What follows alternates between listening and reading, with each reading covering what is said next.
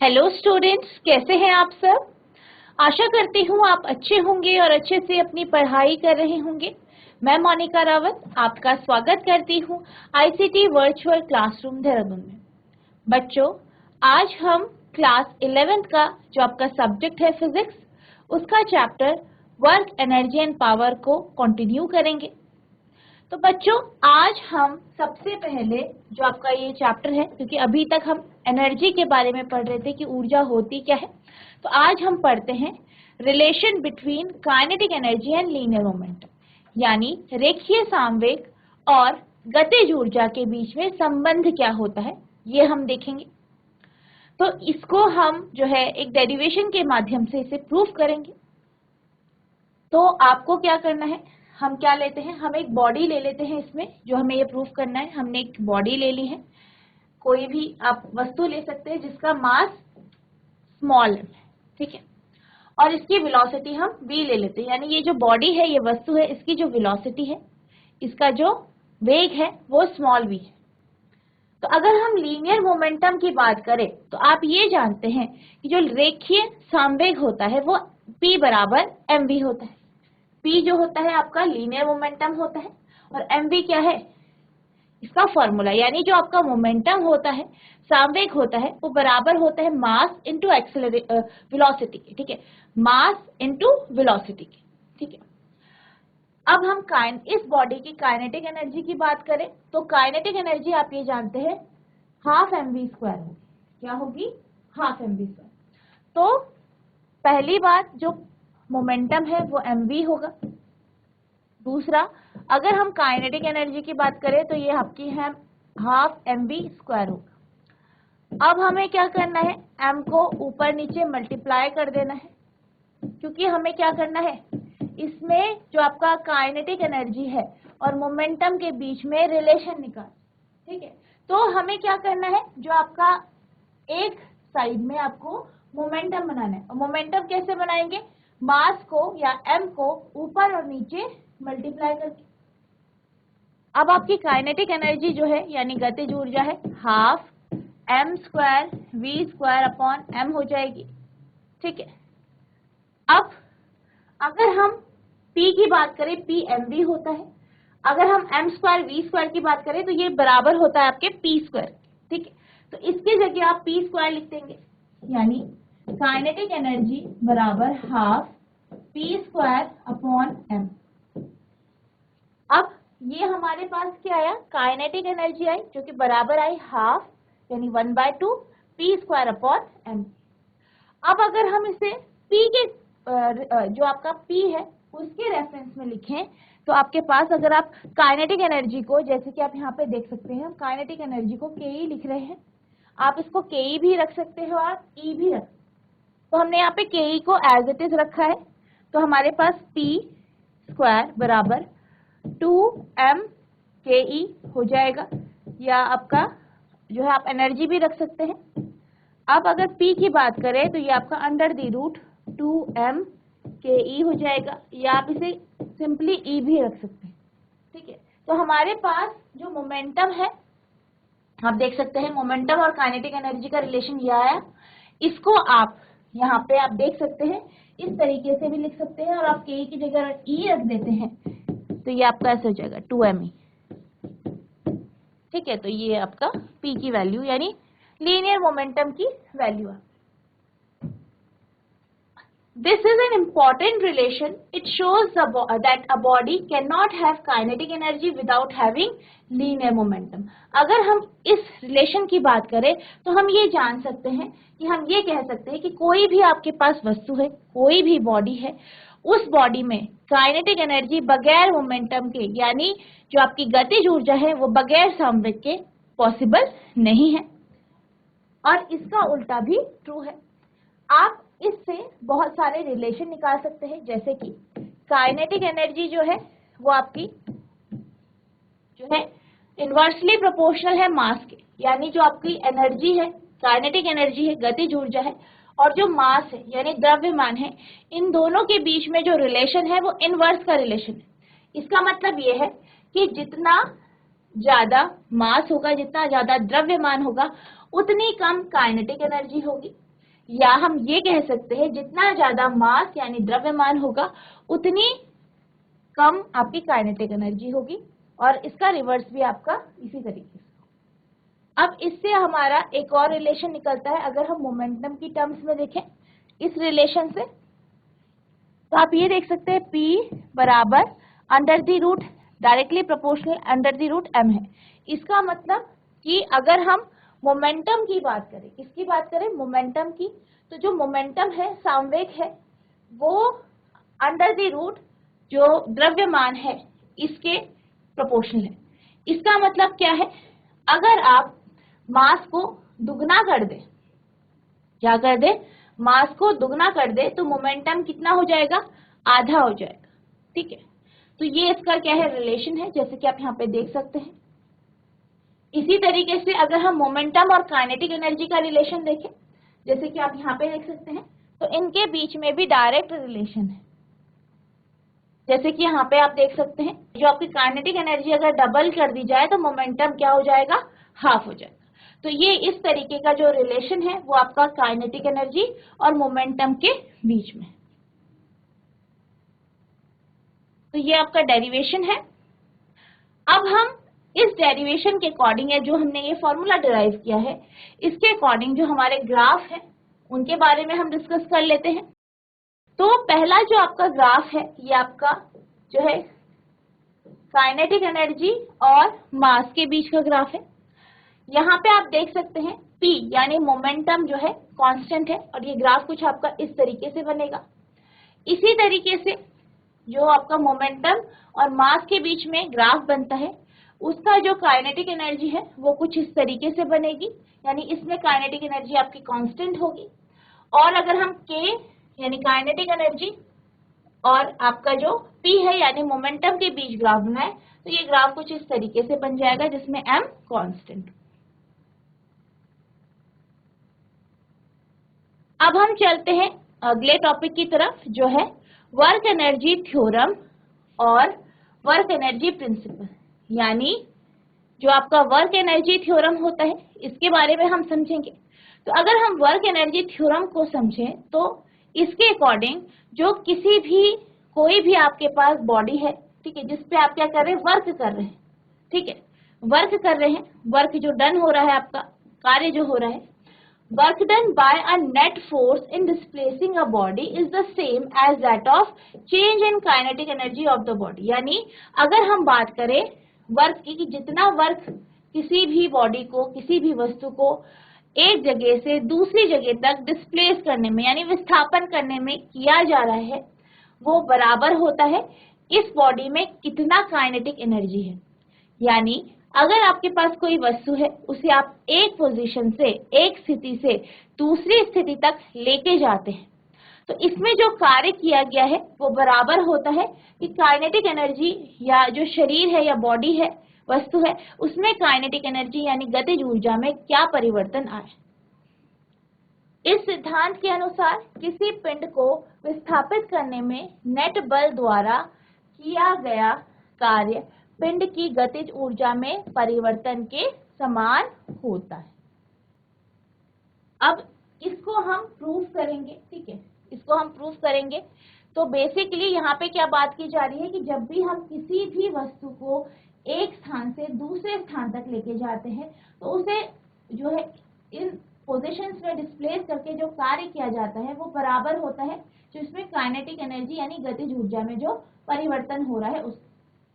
तो इसको प्रूफ करने के लिए हम क्या करते हैं, हमने एक बॉडी ली, ठीक है, एक वस्तु ली जिसका हमने मास यानी जो द्रव्यमान माना, ठीक है, जो आपका द्रव्यमान है वो हमने स्मॉल m माना। इसी तरीके से इस वस्तु की जो इनिशियल वेलोसिटी है यानी प्रारंभिक वेग, वो हमने u माना, जो इनिशियल वेलोसिटी है, प्रारंभिक वेग। इसी तरीके से अगर हम F की बात करें तो F क्या है, वो फोर्स, ठीक है, वो फोर्स या वो बल जो हमने लगाया है, वस्तु पे लगाया है, ताकि वो एक स्थान से दूसरे स्थान तक डिस्प्लेस हो। A की अगर हम बात करें तो A क्या है, एक्सेलरेशन है, त्वरण है, यानी कोई भी वस्तु है, कोई भी बॉडी है, इसको जब रिप्लेस किया गया या डिस्प्लेस किया गया, तो इस पे जो एक्सेलरेशन आया, जो त्वरण आया, वो हमने स्मॉल ए लिया है। v जो है वो फाइनल वेलोसिटी है बॉडी की, यानी जो अंतिम वेग है, जो आपकी वस्तु है उसका जो अंतिम वेग है वो हमने स्मॉल v से रिप्रेजेंट किया। अब हम बात करते हैं कि जब भी आपका एक कम अमाउंट का या स्मॉल अमाउंट का वर्क किया जाता है, ठीक है, किसी भी फोर्स के द्वारा, तो उसे हम dw बराबर fds लिखते हैं। जैसे कि हमने पहले लेक्चर में पढ़ा था कि अगर हम कभी भी स्मॉल वर्क डन की बात करते हैं तो वो आपका fds के बराबर होता है, यानी फोर्स बल इंटू विस्थापन। और कैसा विस्थापन? छोटा विस्थापन, यानी ds, ठीक है। अब अगर हम बात करें F की, किसकी बात करें? फोर्स की। आप क्या जानते हैं? F बराबर होता है ma के, ठीक है। तो इसी तरीके से आप यहाँ पे लिख सकते हैं dw बराबर F को आप ma लिख सकते हैं ds, ठीक है। अब अगर हम ma की बात करें तो ma क्या होता है? Mass into acceleration. एक्सेलरेशन यानी त्वरण, त्वरण का फॉर्मूला dv बाई dt होता है, आप ये जानते हैं। तो आप इसकी जगह m dv by dt ds इस तरीके से लिख सकते हैं, ठीक है। जैसे कि आप यहाँ पे देख सकते हैं, इस तरीके से हमने ये रखा है यहाँ पे। अब हमने क्या किया? ds को अंदर लेके गए, dv की जगह हमने ds ले लिया, यानी इसको हम अंदर ले गए तो हमारे पास m ds upon dt into dv, ये आपका आ गया, ठीक है। अब हमारा ये आ गया है, आप देख सकते हैं जैसे कि यहाँ पे है। अब अगर हम बात करें, इसकी बात करें यहाँ पे ds अपॉन dt, तो ये आपका v के बराबर होता है v dv, dw बराबर mv dv, ये आपका हो जाएगा फॉर्मूला, ठीक है। तो अब ये हमारा क्या हो गया? इस तरीके से हो गया क्योंकि आपका ds अपॉन dt v हो गया। अब हम क्या करेंगे, क्योंकि हम अभी फोर्स की बात कर रहे हैं, इसकी बात कर रहे हैं फोर्स की, और हमने ये फोर्स निकाल दिया है। इसको अब अगर हम नेट वर्क की बात करें, यानी टोटल वर्क डन, यहाँ पे अगर हम dw को टोटल वर्क डन करें, यानी इसका इंटीग्रेशन कर दें, तो अब हम क्या करेंगे? इसे इंटीग्रेट करेंगे mv dv से। तो अब हम अगर इसका इंटीग्रेशन करेंगे तो आप ये जानते हैं ये बराबर हो जाएगा आपके m कांस्टेंट है v स्क्वायर अपॉन 2 के, ठीक है। तो आपका d जो w है वो m v स्क्वायर अपॉन 2 आ गया है। यहाँ पे आपका जो आएगा ये इस तरीके से आएगा। अब हमने क्या किया है? लिमिट लेनी है। लिमिट कहाँ से लेनी है? u से v, जैसे कि आपने अभी देखा यहाँ पे हमने क्या लिया है? u से v लिमिट ली है, तो यहाँ पे हम u से v लिमिट ले रहे हैं, तो यहाँ पे भी हम इस तरीके से लेंगे, तो ये आपका u से v तक लिमिट। अब ये u से हमने v तक लिमिट ली है, ठीक है। अब हमने क्या किया? v की जगह इन वैल्यूज को रख दिया। क्या रखा? इन वैल्यूज को रखा, तो आपका आ जाएगा w बराबर हाफ। हाफ हमने v स्क्वायर बाय 2 को का जो हाफ है वो बाहर ले लिया, m अंदर रह गया, और अंदर आपका v माइनस u, ये आपका v square minus u square हो जाए, ठीक है। तो हमारे पास जो फाइनल इक्वेशन आएगी वो half m v square minus half m u square आ जाएगी।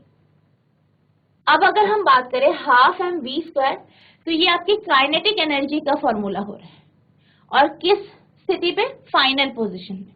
वहीं हाफ m u स्क्वायर जो है ये इनिशियल पोजीशन पे जो है काइनेटिक एनर्जी का फॉर्मूला हो रहा है।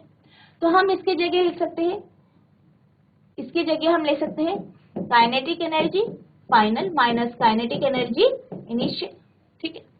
अब हम क्या करेंगे? इन वैल्यूज को रख देंगे, तो आपका W बराबर kF माइनस KI, यानी इंक्रीज इन काइनेटिक एनर्जी आ जाएगा। So work done on the object equal to the increase in kinetic energy. तो इसलिए हम क्या कह सकते हैं? हम ये कह सकते हैं कि किसी भी वस्तु में या किसी भी बॉडी में जो कार्य हो रहा है वो इंक्रीज इन काइनेटिक एनर्जी, यानी गतिज ऊर्जा में जो है बढ़ोतरी के तौर पे हो रहा। तो ये आप इस तरीके से करेंगे, और यहाँ पे आपका half m v square minus u square आएगा, और ये आपका इक्वेशन ये बन जाए। आई होप आपको ये डेरिवेशन समझ में आया होगा।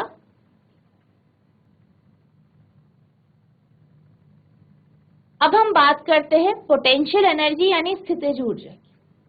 तो बेसिकली अगर हम स्थितिज ऊर्जा की बात करें तो ये एक ऐसी ऊर्जा है जो स्थिति या किसी भी वस्तु के कॉन्फ़िगरेशन यानी विन्यास जो होता है उसके कारण होती है। कॉन्फ़िगरेशन और पोजीशन के कारण जो किसी भी बॉडी में जो एनर्जी होती है उसे हम पोटेंशियल एनर्जी कहते हैं। The potential energy of a body refers to the energy possessed by the body by virtue of its position or configuration in some field. किसी पिंड में स्थितिज ऊर्जा का तात्पर्य किसी क्षेत्र में उसकी स्थिति या विन्यास के कारण या उसके आधार पर पिंड के पास मौजूद ऊर्जा से है।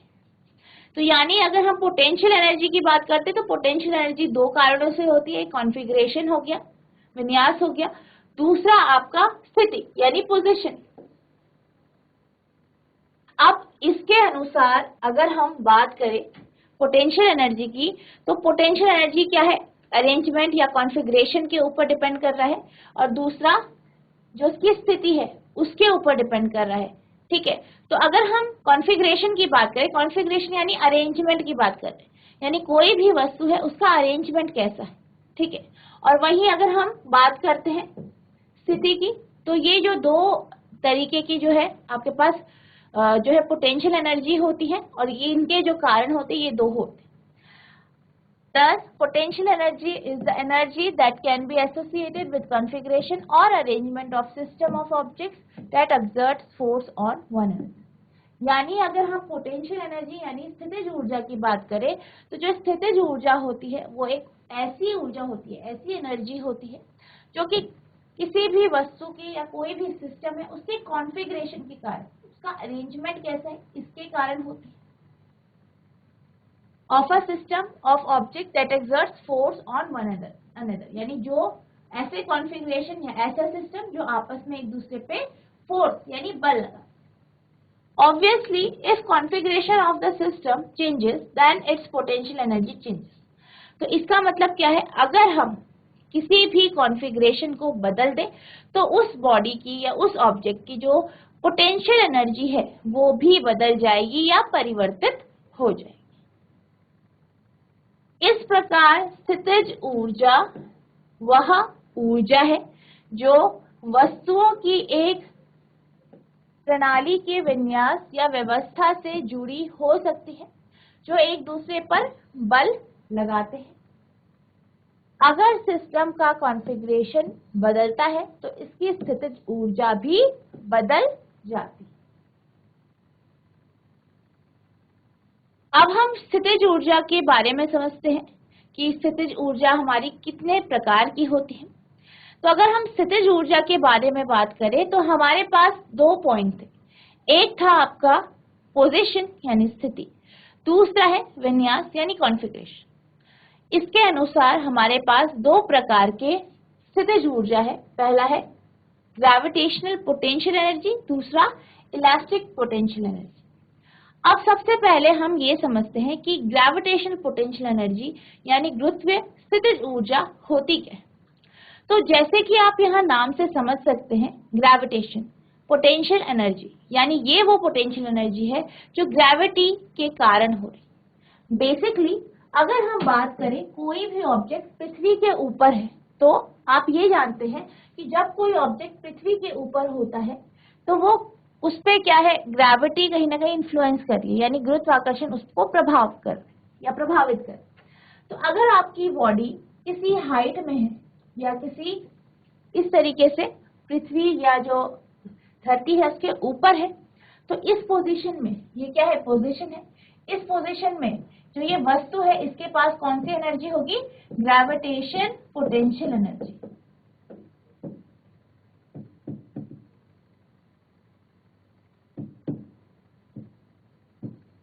यानी गुरुत्वीय स्थितिज ऊर्जा। और बेसिकली किस कारण होगी, आपकी जो पृथ्वी है, धरती है, उससे ऊपर कितनी स्थिति पे आपका ऑब्जेक्ट है, ठीक है, इसके ऊपर ये डिपेंड करती है। ठीक है, इसका अगर हम फॉर्मूला देखें तो इसका फॉर्मूला होता है mgh। क्या होता है, mgh होता है। ग्रेविटेशनल पोटेंशियल एनर्जी, गुरुत्वीय स्थितिज ऊर्जा। Gravitational potential energy of a body refers to the energy possessed by the body by virtue of its position above the surface of the earth। यानी गुरुत्वीय स्थितिज ऊर्जा वो ऊर्जा है जो किसी भी बॉडी या किसी भी वस्तु में होती है, किसके कारण, उसकी स्थिति या उसकी पोजीशन के कारण। कहाँ पे, पृथ्वी के ऊपर। यानी पृथ्वी के ऊपर उसकी स्थिति क्या है, ठीक है, पृथ्वी के ऊपर उसकी स्थिति क्या है, इसके ऊपर जो आपकी ग्रेविटेशनल पोटेंशियल एनर्जी है वो डिपेंड करती है। किसी पिंड की गुरुत्वीय स्थितिज ऊर्जा पृथ्वी की सतह से ऊपर अपनी स्थिति के आधार पर पिंड द्वारा धारण की गई ऊर्जा को संदर्भित करती है। अब हम कैलकुलेट करेंगे ग्रेविटेशनल पोटेंशियल एनर्जी को। तो इसके लिए हम एक ऑब्जेक्ट ले लेते हैं, ठीक है, ये आपका एक ऑब्जेक्ट है, इसको हमने पृथ्वी की सतह से, ठीक है, h हाइट तक उठाया है और इसको उठाने में जो आपका फोर्स लगा है वो F है, कैपिटल F है। अब हमने जो ये ऑब्जेक्ट लिया है, इसका जो मास लिया है वो आपका m ले लिया है। m क्या है, इस बॉडी का या इस ऑब्जेक्ट का मास है। Next, small g acceleration due to gravity, यानी जो गुरुत्वीय त्वरण है वो आपने स्मॉल g ले लिया है। स्मॉल g क्या है, गुरुत्वीय त्वरण।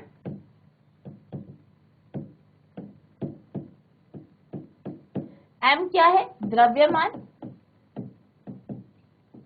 इसी तरीके से h जो है, स्मॉल h हमने हाइट ली है, height through which body is raised as shown in figure, यानी ये क्या है, ऊंचाई है, जितनी ऊंचाई तक हमने किसी भी ऑब्जेक्ट या किसी भी वस्तु को ऊपर उठाया है। If we assume that height h is not too large and the value of g is practically constant over this height, then the force applied just to overcome the gravitational attraction is given by। अब क्या हुआ है, basically हमने इस body को ऊपर लेके आए, तो जब हम इसे इस पोजीशन से इस पोजीशन में लेके आए तो ऑब्वियस सी बात है हमने कुछ फोर्स लगाया, कुछ बल लगाया, ठीक है, कुछ बल लगाया और उस बल को हम F बराबर mg से रिप्रेजेंट कर सकते हैं। क्यों कर सकते हैं, यहाँ पे g क्यों आया, आप ये जानते हैं कि F जो होता है फोर्स बराबर मास इनटू एक्सेलरेशन होता है। अब यहाँ पे जो आपकी बॉडी है उसको कहाँ लेके गए हम, ऊपर, तो कितना फोर्स लगा, mg। g क्यों, एक्सेलरेशन ड्यू टू ग्रेविटी आपने लिया है, गुरुत्वीय त्वरण, क्योंकि आप ग्रेविटी के अगेंस्ट, यानी जो आपका गुरुत्वीय त्वरण है या गुरुत्वाकर्षण बल है उसके अगेंस्ट आप काम कर रहे हैं, तो यहाँ पे आपका g आ जाएगा। अब इसी तरीके से अगर हम वर्क डन की बात करें तो वर्क डन हमारा फोर्स इनटू डिस्प्लेसमेंट होता है, और इस केस की अगर हम बात करें तो हमारा जो वर्क हो जाएगा वो फोर्स इनटू हाइट हो जाएगा। क्या हो जाएगा, फोर्स इनटू हाइट, ठीक है, तो ये हमारा फोर्स इनटू हाइट हो जाएगा। अब जो F है, F की जो वैल्यू है वो mg है, तो हम यहाँ पे F की जगह mg ले सकते हैं, तो ये हमारा W बराबर mgh आ गया, तो ये हमारा वर्क डन की वैल्यू आ गई mgh, ठीक है, तो ये आपकी mgh आ गई।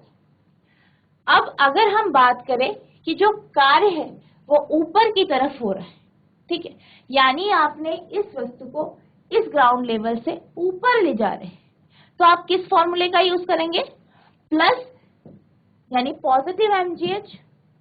इसी तरीके से अगर आप वस्तु को ऊपर से नीचे लेके जा रहे हैं, ठीक है, तो हम क्या लेंगे, माइनस mgh। अब इस जो ये वर्क जो है इस केस में वो पोटेंशियल एनर्जी की तरह स्टोर होता है, यानी स्थितिज ऊर्जा की तरह वो क्या हो जाता है, स्टोर हो जाता है। The gravitational potential energy of a body as a function of height is denoted by Vh, and it is the negative work done by the gravitational force in raising the body। तो हमारा जो gravitational potential energy होगी वो आपकी Vh हमने ले लिया है, ये आपका mgh हो जाएगी, यानी आपका जो वर्क है इस केस में हमने इसे क्योंकि जो हमारी एनर्जी लगी है वो वर्क के बराबर होगी, तो E बराबर mgh हो जाएगा। E यहाँ पे जो है वो आपकी पोटेंशियल एनर्जी को शो कर रहा है कि जो स्थितिज ऊर्जा होती है वो क्या होती है, ठीक है, उसको ये शो कर। नेक्स्ट है potential energy of a spring, यानी जो स्प्रिंग होता है उसकी जो स्थितिज ऊर्जा है इसके बारे में हम पढ़ेंगे। अब अगर हम किसी भी स्प्रिंग की स्थितिज ऊर्जा के बारे में पढ़ते हैं तो वो हम उसकी कॉन्फ़िगरेशन, उसका कॉन्फ़िगरेशन कैसा है इसके अकॉर्डिंग पढ़ते। बेसिकली जब आप जानते हैं कि जो आपका स्प्रिंग होता है कुछ इस तरीके का हो,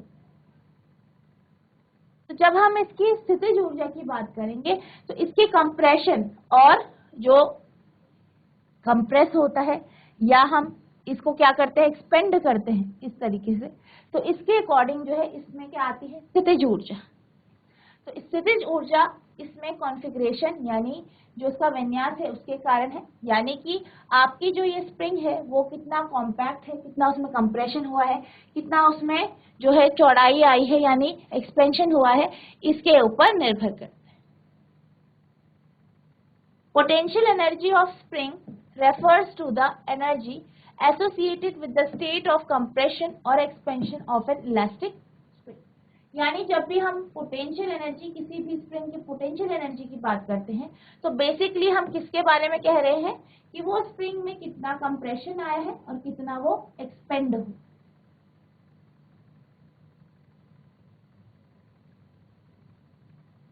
तो अब हम क्या करते हैं, इसको कैलकुलेट करते हैं। तो इसके लिए हमने क्या लिया है, एक स्प्रिंग लिया है जिससे हमने एक मास को जोड़ा है जो कि A, ठीक है। तो हमने क्या किया, एक स्प्रिंग लिया जो कि हमारा OA स्प्रिंग है, और जो ये मास जो हमने लिया है इसे हमने नेग्लिजिबल मास माना, यानी इसका मास बिल्कुल ना के बराबर है, ये हमने लिया है। अब हमने इसको जो है यहाँ पे पॉइंट O है उससे जोड़ा है, ठीक है। अब हम क्या करते हैं, अगर हम बात करें कि अगर हम इसे खींचते हैं तो इस पे एक रीस्टोरिंग फोर्स आएगा, आप जानते हैं रीस्टोरिंग फोर्स लगेगा। तो ये जो रीस्टोरिंग फोर्स होगा, जैसे कि यहाँ पे आप देख सकते हैं, ये डायरेक्टली प्रोपोर्शनल होगा आपके स्ट्रेच और कंप्रेशन, यानी जितना आपने इसमें खिंचाव किया है, जितना आपने इसे दबाया है, इसके ऊपर निर्भर करेगा। यानी minus F is directly proportional to x. क्या आया, minus F is directly proportional to x, यानी minus F equals to k x, ठीक है।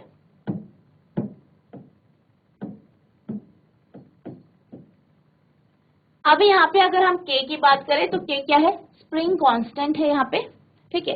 यानी कि अगर हम फोर्स की बात करें, रीस्टोरिंग फोर्स, इसे आप हमेशा नेगेटिव में दिखाएंगे, तो ये जो है डायरेक्टली प्रोपोर्शनल है कंप्रेशन या फिर स्ट्रेचिंग की। अब हम ये जानते हैं कि जो आपका स्प्रिंग कांस्टेंट है, ठीक है, K, वो इनवर्सली प्रोपोर्शनल होता है 1/L के, यानी लेंथ के, यानी जितना छोटा स्प्रिंग होगा उतना क्या होगा, रीस्टोरिंग कांस्टेंट होगा, यानी K की वैल्यू उतनी ज्यादा होगी। जितना छोटा आपका स्प्रिंग होगा उतनी ज्यादा रीस्टोरिंग फोर्स की वैल्यू होगी। और यहाँ पे अगर हम नेगेटिव साइन की बात करें तो जैसे कि मैंने आपको बताया, हमने ये रीस्टोरिंग फोर्स के कारण इसका नेगेटिव साइन, ठीक है। अब अगर हम वर्क की बात करें कि कार्य कितना हुआ है, तो हम कार्य को लिख सकते हैं स्मॉल वर्क dw बराबर माइनस एफ डी एक्स। अब अगर हम F की बात करें तो इस केस में क्योंकि ये रीस्टोरिंग फोर्स है, आपका नेगेटिव एफ डी एक्स होगा। तो नेगेटिव एफ डी एक्स है तो आप जानते हैं negative F D x, sorry F जो है वो बराबर होता है के एक्स के, तो आप इस वैल्यू को यहाँ पे रख देंगे, तो ये आपका के एक्स डी एक्स हो जाएगा। अब हमें क्या करना है, टोटल वर्क निकालना है, टोटल वर्क कितना हुआ है, तो ये हम W से निकालेंगे और x की जो वैल्यू है वो हम 0 से x तक ले लेंगे, तो ये आपके पास हो जाएगा। आप इसे इंटीग्रेट करेंगे तो जैसे कि आपका इंटीग्रेशन जो है W बराबर हो गया, x बराबर आपने 0 से x ले लिया, kx dx। अब हम इंटीग्रेट करेंगे तो k बाहर आ जाएगा, x का स्क्वायर बाय 2, ठीक है। और ये जो है ये आपका हो जाएगा हाफ के एक्स स्क्वायर के बराबर, ठीक है। तो यानी कि जो वर्क डन है, यानी जो कार्य हुआ है वो कितना हुआ है, हाफ के एक्स स्क्वायर। इससे हमें क्या पता चलता है, the variation of potential energy with distance x is shown in the following figure. अब अगर हम बात करें इसके वेरिएशन की, तो ये हमारा जो है वेरिएशन जो है इस फिगर से हमारा शो हो रहा है।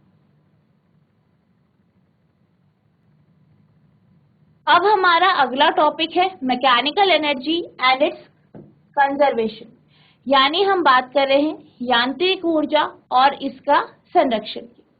तो अगर हम यांत्रिक ऊर्जा यानी मैकेनिकल एनर्जी की बात करें, तो मैकेनिकल एनर्जी यानी यांत्रिक ऊर्जा क्या होती है, काइनेटिक और पोटेंशियल एनर्जी। यानी जब आप काइनेटिक एनर्जी और पोटेंशियल एनर्जी को ऐड करते हैं तो ये आपकी मैकेनिकल एनर्जी होती है। किसी भी बॉडी या किसी भी ऑब्जेक्ट में जो आपका काइनेटिक एनर्जी है, पोटेंशियल एनर्जी है, इनका जो सम होता है इसको हम मैकेनिकल यानी यांत्रिक ऊर्जा कहते हैं। अब अगर हम मैकेनिकल एनर्जी की बात करें तो मैकेनिकल एनर्जी जो है इसको हम जूल से रिप्रेजेंट करते हैं, ठीक है। और ये क्या है, आपका जो आपका टोटल मैकेनिकल एनर्जी होती है वो कंजर्व होती है। कैसे होती है, जैसे कि आपने प्रीवियस क्लासेस में पढ़ा है, उसमें आपने देखा होगा, हमने ये जो है एक्टिव, जो अब आप क्लास 10th में थे तो आपने ये देखा होगा, आपने ये एक्टिविटी भी करी होगी कि जब भी अगर हम बात करते हैं किसी भी बॉडी की, जैसे कि कोई भी बॉडी आपके इस हाइट में, तो जब ये ऊपर से नीचे जाती है, तो जब ये ऊपर यानी इस पोजीशन पे है, यानी h डिस्टेंस पे है, तो यहाँ पे जो इसकी पोटेंशियल एनर्जी है वो mgh होती है और इसकी जो पोटेंशियल एनर्जी होती है वो मैक्सिमम होती है। और जब ये ऊपर से नीचे आता है तो ये पोटेंशियल एनर्जी काइनेटिक एनर्जी में कन्वर्ट हो जाती है, परिवर्तित हो जाती है। तो यानी कि जब ये नीचे पहुंचती है तो इसकी काइनेटिक एनर्जी जो होती है वो मैक्सिमम होती है। और ये जो बीच का जो प्रोसीजर है, इसमें जो टोटल एनर्जी होती है, जैसे आप मैकेनिकल एनर्जी कहते हैं, वो काइनेटिक एनर्जी और पोटेंशियल एनर्जी का सम होता है। जो आपका h हाइट पे जब ऑब्जेक्ट है वहां पे भी होता है, नीचे जब आगे है इसमें भी होता है, लेकिन जो जब ये इस पोजीशन में है यानी पोजीशन ए में है, तो यहाँ पे क्या होता है, काइनेटिक एनर्जी जो होती है 0 हो जाती है, वहीं बी पोजीशन में जो पोटेंशियल एनर्जी हो जाती है वो 0 हो जाती है। तो ये आपका मैकेनिकल एनर्जी है। The mechanical energy E of a body refers to the sum of kinetic energy and potential energy of the body equals to K plus B। यानी अगर हम मैकेनिकल एनर्जी की बात करें तो ये क्या होता है, सम होता है, जोड़ होता है काइनेटिक एनर्जी और potential energy. Obviously mechanical energy of a body is a scalar quantity measured in joule. अगर हम मैकेनिकल एनर्जी की बात करें तो ये क्या है, एक स्केलर क्वांटिटी है। क्या है ये, स्केलर क्वांटिटी है, यानी अदिश राशि है, और इसको हम किस में मेजर करते हैं, जूल में मेजर करते हैं। We can show that total mechanical energy of our system is conserved if force doing work on it is conserved। हम ये कह सकते हैं कि जो आपकी टोटल मैकेनिकल एनर्जी है किसी भी सिस्टम में, किसी भी ऑब्जेक्ट में, वो कंजर्व होती है, ठीक है। जब इस पे जो कार्य किया जा रहा है वो कंजर्व हो, ठीक है, वो संरक्षित हो, तो आपकी जो मैकेनिकल एनर्जी है वो भी संरक्षित होती है। This is known as the principle of conservation of total mechanical energy, और इसको हम क्या कहते हैं, conservation of total mechanical energy. तो बच्चों, आज हमने जो आपका चैप्टर है वर्क एनर्जी थ्योरम, इसके कुछ टॉपिक्स करें। आई होप आपको ये टॉपिक समझ में आए होंगे, सारे डेरिवेशंस आपको अच्छे से समझ में आए होंगे। आपको इनको प्रैक्टिस करके लर्न करना है, और जो भी आपको डाउट होता है वो नेक्स्ट क्लास में आपको पूछना है। तो बच्चों, आज के लिए बस इतना ही, मिलते हैं अब नेक्स्ट सेशन में। तब तक के लिए thank you and have a nice day.